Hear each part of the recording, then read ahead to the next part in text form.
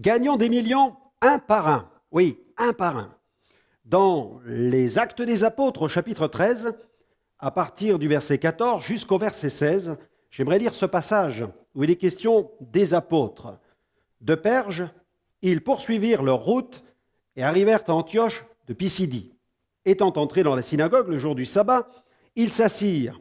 Après la lecture de la loi et des prophètes, les chefs de la synagogue leur envoyèrent dire « Hommes frères, si vous avez quelque exhortation à adresser au peuple, parlez ». Paul se leva, ayant fait signe de la main, et dit « Hommes israélites, et vous qui craignez Dieu, écoutez, écoutez. Si l'Église n'est pas missionnaire, elle est démissionnaire tout simplement. La mission implique toujours l'action.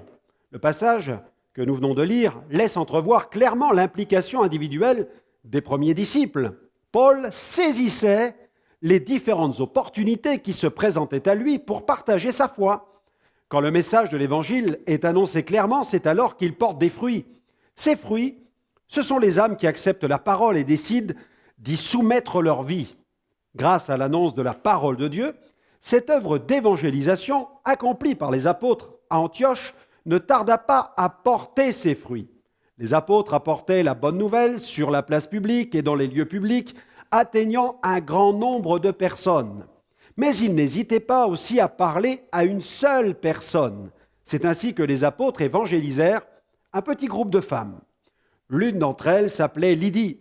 Elle était commerçante et le Seigneur lui ouvrit le cœur. Elle reçut la parole de Dieu. N'attendons plus les campagnes d'évangélisation pour nous investir. N'hésitons pas à parler de celui qui peut sauver ceux qui nous entourent afin qu'à leur tour, ils deviennent des témoins. Le plus important, n'est-ce pas, de travailler pour que le fruit demeure. Gagnons des millions, un par un. Jésus nous a envoyés afin que nous portions du fruit et que ce fruit demeure.